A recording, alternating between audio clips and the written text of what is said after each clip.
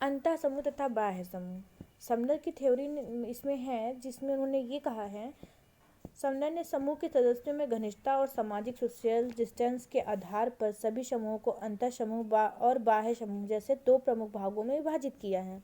इन दोनों प्रकार के समूहों की प्रकृति को निम्नांकित रूप से स्पष्ट किया जा सकता है।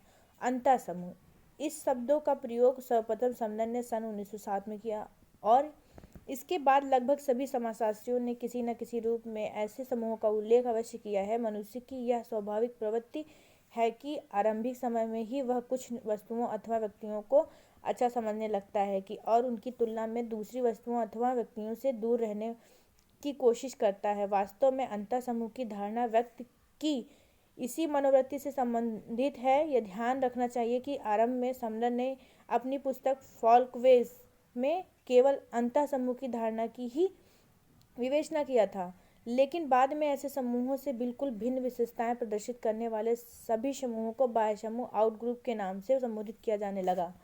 अंतः समूह का संबंध व्यक्तियों के ऐसे समूह से है जो अपने आप को हम की भावना वी फीलिंग से संबंधित कर लेते हैं।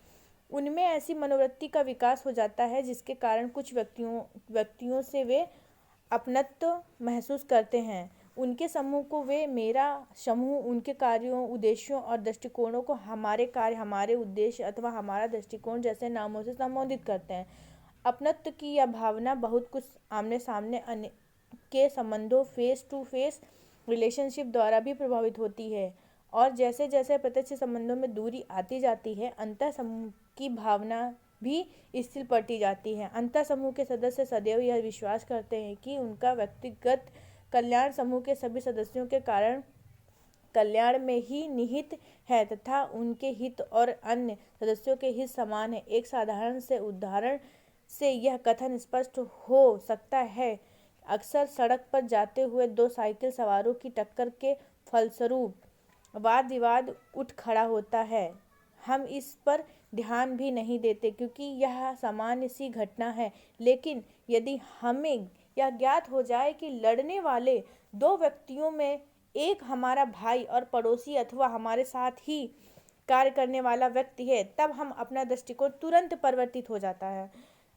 हम भीड़ में घुसकर अपने व्यक्ति का पक्ष लेने लगते हैं, चाहे गलती उसी की क्यों ना हो। इसी प्रकार विश्व के विभिन्न भागों में कितने ही संघर्ष चलते रहते हैं, हमारा ध्यान भी उस ओर नहीं जाता, लेकिन भारत की सीमाओं का पाकिस्तान द्वारा उल्लंघन होने पर देश का प्रत्येक बच्चा सजग हो गया, क्योंकि भारत हमारा अपना देश है और इस देश की तुलना में सभी भारतीय एक अंतः समूह के सदस्य हैं। वास्तव में अंतः समूह की भावना सदस्यों में अपनेपन की भावना का विकास करती है। इसके आधार पर व्यक्ति अपने समूह, अपने समाज और अपने देश को अन्य व्यक्तियों के समूह, समाज और देश की तुलना में सदैव ही अच्छा समझता है और उसे सर्वोच्च स्थान देने का प्रयत्न करता है। इसी धारणा के आधार पर व्यक्ति अपने समाज की संस्कृति को सर्वोच्च मानता है, अपने देश को साक्षात देवलोक और अपनी प्रथाओं, परंपराओं, भाषा, धर्म, लोकाचारों व साहित्य को सबसे सुंदर और मौलिक समझता है।